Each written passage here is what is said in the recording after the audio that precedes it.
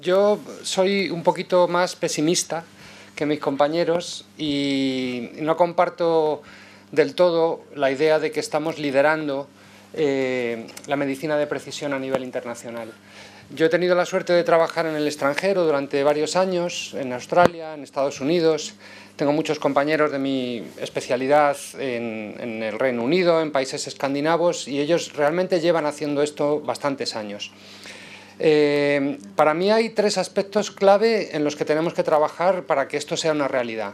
El primero es el talento humano, es decir, necesitamos muchas más personas entrenadas en el manejo de datos específicamente en sanidad. Está demostrado en muchos lugares del mundo que una persona que viene de la banca o viene del mundo de los seguros no necesariamente va a saber manejar datos en un hospital, porque la medicina tiene muchas peculiaridades. El cuerpo humano no es una máquina diseñada por el hombre, no es un sistema perfecto, es un sistema imperfecto, tenemos que manejar probabilidad, los complejos procesos que hay en los hospitales, todo eso requiere un entendimiento de la fisiología humana, del funcionamiento del sistema sanitario, que es muy difícil que adquiera una persona que viene de otro mundo en un plazo breve como para ser operativo y funcional. El segundo apartado que necesitamos es coordinación.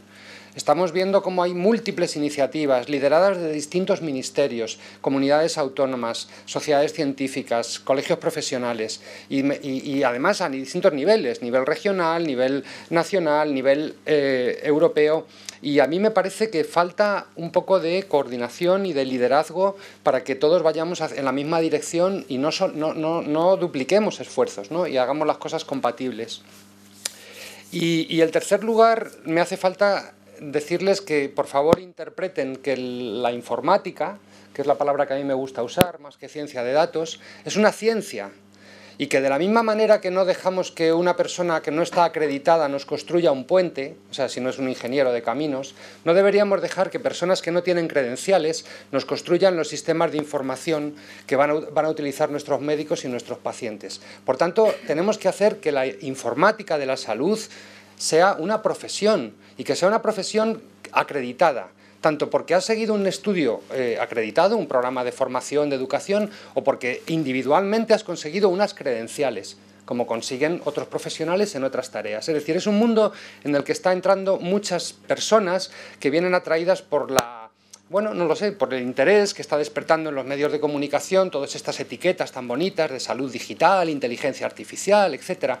Pero eso no son ciencias. O sea, la inteligencia artificial un poco más, pero la salud digital no es una ciencia.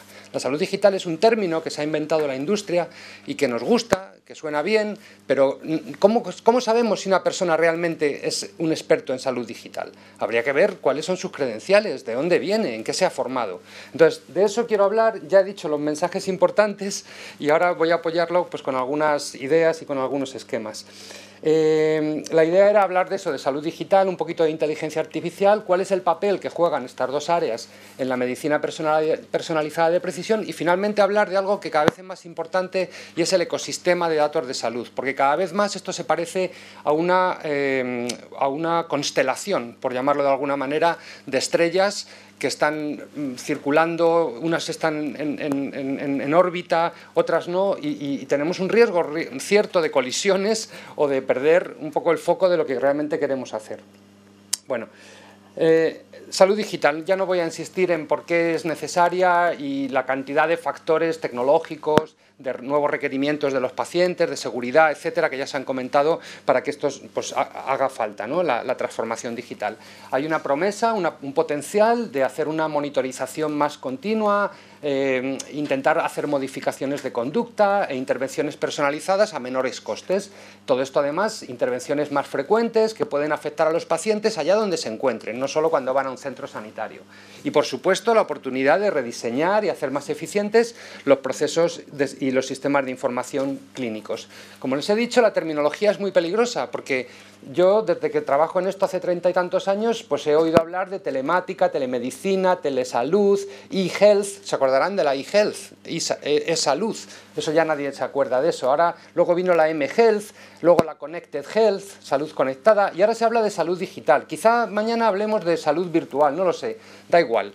Lo que yo quiero decir es que ninguno de estos términos responde a una disciplina académica, científica y por tanto con un cuerpo de conocimiento consolidado a lo largo de muchos años, como puede ser la biología molecular, la salud pública, la informática médica o de la salud, la investigación en servicios de salud u otras ciencias sociales o del comportamiento. Entonces tú puedes provenir de una de estas ramas y entonces hacer salud digital, pero lo que no podemos permitir es que cualquiera llegue y diga yo soy un experto en salud digital, porque eso no es nada. Tenemos también problemas terminológicos. Los ingleses distinguen entre digitización y digitalización, pero bueno, lo que quiero decir es que la transformación digital no es digitalizar las cosas, no es digitalizar la historia clínica, es cambiar los procesos de un hospital o de un centro sanitario utilizando la tecnología. La tecnología siempre es un medio, nunca un fin, para cambiar las cosas.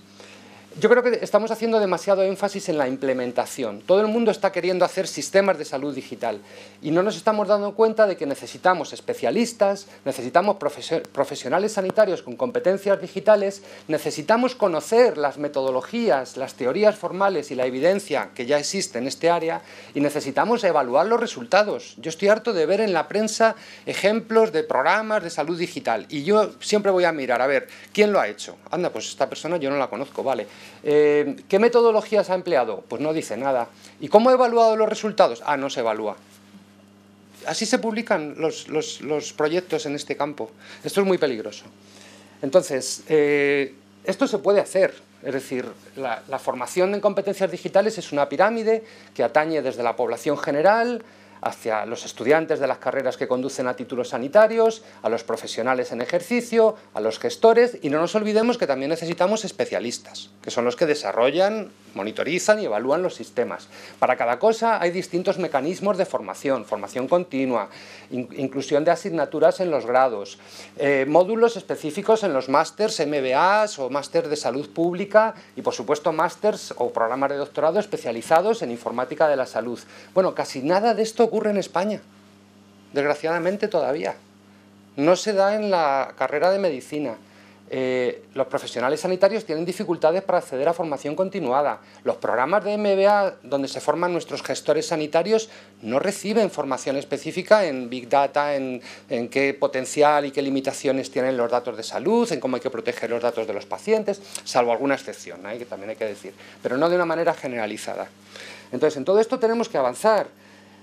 Y es que si no nos pasa esto, como tenemos poco personal formado en manejo de datos sanitarios, los proyectos están dirigidos por personas que no dominan este sector. Por tanto, fracasan en los proyectos. Por tanto, se crea una mala imagen y una escasa visibilidad, lo que redunda en poco apoyo político y social. Por lo tanto, las universidades no se preocupan y no ofertan programas y seguimos con el círculo vicioso donde hay escasez de personal formado. Esto hay que romperlo y hay que hacer un círculo virtuoso en el que tengamos una fuerza de trabajo con credenciales reconocidas que dirijan proyectos y por tanto tengan éxito, lo que redunde en una buena imagen, un apoyo político, más recursos y una oferta formativa más completa desde la universidad y desde la empresa. ¿Cómo se puede cambiar de una cosa a otra? Pues hay varias formas. Algunos gobiernos pues lo han hecho a nivel de formar especialistas, a nivel de posgrado, con unas becas dirigidas. Hay otros países como Argentina que han creado una residencia como el MIR en informática y es algo que yo pongo encima de la mesa como una gran idea, ¿no? La residencia, formación especializada en informática. ¿Por qué tenemos médicos, farmacéuticos, psicólogos, biólogos, físicos y químicos, BIR, KIR, FIR, MIR, y no tenemos IIR, que sería el informático interno residente? Esto ya existe en algunos países. Al final tenemos que conseguir caracterizar la profesión, establecer estos dos métodos de conseguir una acreditación, ya sea a nivel individual o porque sigues un programa acreditado, y luego caracterizar la carrera profesional, los cambios de nivel, etc. Y esto se puede hacer, y de hecho se ha hecho en muchos países y yo he participado en alguno, ¿no? Tenemos marcos de competencias específicos en salud digital, tenemos códigos de conducta, tenemos recomendaciones para el diseño de programas educativos en la universidad, incluso en Inglaterra hay un órgano regulador, tenemos acreditación de programas educativos, tenemos sistemas de certificación y recertificación de profesionales, e incluso en Estados Unidos hay una subespecialidad clínica que es la informática clínica, o sea que tú puedes ser cardiólogo y luego como segunda especialidad informático. Bueno, también esto muy rápido, decía que normalmente no se habla de metodologías y sabemos que solamente el 30% de las transformaciones digitales tienen éxito. Esto es un dato real del Boston Consulting Group, por muchas razones, ¿no? Pero claro, a mí lo que me falta es pues, ver que los expertos que trabajan en estos sectores conozcan, por ejemplo, estas cosas. Estos son los recursos que ha puesto a disposición de todo el mundo la Organización Mundial de la Salud. Hay todo tipo de guías metodológicas para el diseño, para la evaluación de sistemas de salud digital. Esto no lo conoce casi nadie. O sea, yo pregunto por ahí y la gente no lo usa. Lo mismo con la monitorización y evaluación de resultados. ¿Cómo se evalúa si un proceso de transformación digital realmente ha cambiado y mejorado los outcomes, los resultados, ya sea desde el punto de vista del paciente o desde el punto de vista del clínico o de los dos, idealmente? Pues no se hace. Cuando hay guías para hacer este tipo de procesos, como la que ha publicado el NICE en el Reino Unido o la guía de la Organización Mundial de la Salud, específicamente para salud digital. En la inteligencia artificial pasa un poco lo mismo. O sea, los que hemos trabajado en esto desde el año 87, y yo tengo la suerte de haber conocido a algunos de los pioneros, y algunos incluso pues, los considero amigos, que empezaron con la aplicación de los sistemas expertos en medicina en los años pues, 60 y 70. Bueno, yo mismo empecé pues, eso, en el año 87, en el año 89, y hemos trabajado pues, durante mucho tiempo con la aplicación de estos métodos en distintas investigaciones médicas. Tengo que decir que ya en el año 60 un libro americano hablaba de Big Data en medicina, o sea que la medicina siempre ha estado saturada de datos, siempre tenemos más datos de los que podemos manejar, eso no es algo de ahora, la medicina siempre ha sido una disciplina intensiva en información. Y lo único que sí que ha cambiado es que hoy disponemos de más variedad de datos. Como antes se comentaba, podemos acceder a datos genéticos, pero también a datos ambientales, a datos sociodemográficos, socioeconómicos, de hábitos de vida, de meteorología. O sea, todo ese paisaje gigante de datos en medicina es lo que realmente ha cambiado hoy. Y esto nos da muchas posibilidades, sobre todo en la práctica de la medicina de precisión. Porque no nos olvidemos que al final el clínico se va a enfrentar al paciente cara a cara y va a tener que tomar decisiones. Y esas decisiones cada vez son más difíciles porque el número de datos de los que dispone va creciendo de manera exponencial. Y eso no cabe en ningún cerebro humano. Entonces, o aplicamos la tecnología y la inteligencia artificial para ayudar al clínico a tomar decisiones, o el pobre clínico se equivocará o no podrá tomar decisiones. Ese es el papel real de la inteligencia artificial y se ha puesto de manifiesto durante el COVID, últimamente con estos chats que están saliendo de inteligencia artificial que nos responden preguntas o nos escriben textos. O sea, la potencialidad de la inteligencia artificial es indudable, ¿no?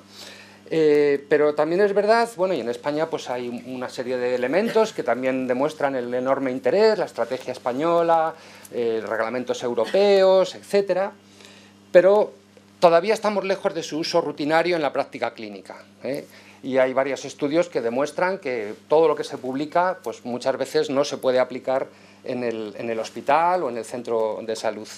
Y así hemos estado en inteligencia artificial desde los años 60, con lo que llamábamos los inviernos, ¿no? Excesivas expectativas que no se cumplen, caída de interés. Luego vuelve a subir, luego tal. Y ahora estamos en un punto de subida, pero habrá que ver si no estamos supravalorando las empresas, si todo esto es posible de llevar a cabo en un escenario de burnout, o sea, de profesionales sanitarios muy quemados, muy cansados, donde ha habido una falsa aceleración debido a la pandemia, donde se están produciendo muchas soluciones pero poco evaluadas y donde hay muchas expectativas. O sea, yo tengo cierto miedo de que también pueda venir pronto un nuevo invierno de la inteligencia artificial si no lo hacemos bien. Y para hacerlo bien, ¿qué hace falta? Pues asegurar la calidad y la disponibilidad de los datos, implantar la tecnología de manera adecuada, con las consideraciones de privacidad, de integración, rediseñar políticas y procesos, estudiar el impacto médico y económico, formar clínicos y especialistas, llegar a explicar las decisiones que toman los sistemas de inteligencia artificial y, sobre todo, hacer muchos más estudios multicéntricos, multidisciplinares y randomizados. Igual que hacemos con los fármacos. Si los fármacos, los clínicos se fían o nos fiamos de prescribirlos es porque alguien ha hecho un ensayo clínico, a pesar de todos los problemas que ha comentado el profesor Llerena. Con los sistemas de salud digital y de inteligencia artificial habría que hacer lo mismo. O sea, si yo demuestro la efectividad de un sistema que hace diagnóstico automático, pues un clínico se va a fiar de él y lo va a utilizar delante del paciente. Y si es capaz de explicar por qué llega a esas conclusiones y ha habido un estudio enorme que demuestra que es seguro, pues lo utilizará. Bueno, ya voy terminando.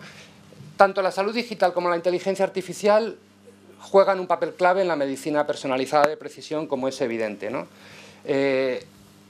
Todos queremos llegar a un sistema de salud que aprende. Es un concepto que se utiliza mucho fuera de España. Es un sistema en el que cada acto clínico genera un conocimiento que se utiliza en investigación, y la investigación, todo lo que genera de conocimiento nuevo se pone al alcance de nuevo del clínico. O sea, es como un ciclo entre la práctica clínica y la investigación. Y todo eso viene mediado por los datos, ¿vale? Entonces, en ese sistema de salud que aprende tenemos que ser capaces de manejar tanto los datos genéticos como los datos ambientales, que ahora se llaman el exposoma, por exposición medioambiental, como el fenoma, que sería el fenotipo, que es la manifestación en un cuerpo, tanto si está sano como si está enfermo, de esa interacción entre el genoma y el ambiente. Bueno, pues todo eso es lo que tenemos que aprender a manejar a nivel de datos y a analizar con inteligencia artificial para conseguir cosas como esta, es decir, que creemos estas gigantescas bases de datos multidimensionales donde tenemos toda la información de los pacientes a lo largo del tiempo y podemos aplicar los modelos de inteligencia artificial para estratificarlos y para poner en práctica los modelos que comentaba antes mi compañero. En resumen, yo creo que el momento en el que estamos, con la computación, con las redes de alta velocidad, con este deseo de los ciudadanos que llamamos consumerismo, de hacer más cosas online, porque todos hacemos muchas cosas online, pero pocas relacionadas con nuestra salud todavía.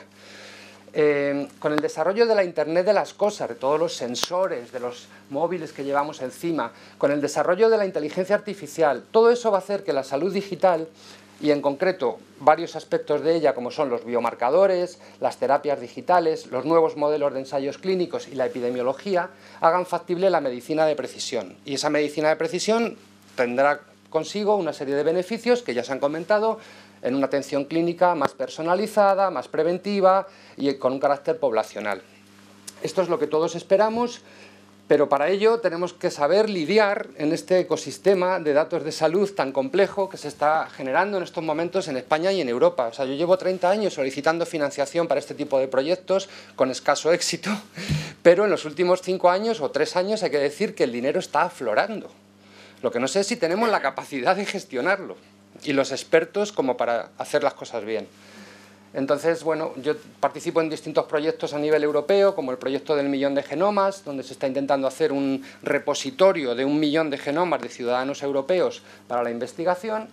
Claro, ese repositorio de genomas se quiere nutrir de información clínica, porque la información genómica sola no vale para nada. Por otro lado, el Espacio Europeo de Datos Sanitarios está intentando crear un repositorio, un data lake, de datos clínicos. Pero claro, también piensan que hacen falta datos genómicos, pero están trabajando en paralelo. O sea, y al final un investigador va a tener que decidir si se conecta al 1.000.000 de genomas o al Espacio Europeo de Datos Sanitarios. No tiene sentido. En un sitio va a haber datos genómicos con clínicos y en el otro va a haber datos clínicos con genómicos. Bueno, todo esto, claro, cuando miras de dónde provienen las fuentes de financiación, pues te lo empiezas a explicar. En Europa tenemos 3 direcciones generales de la Comisión Europea implicadas.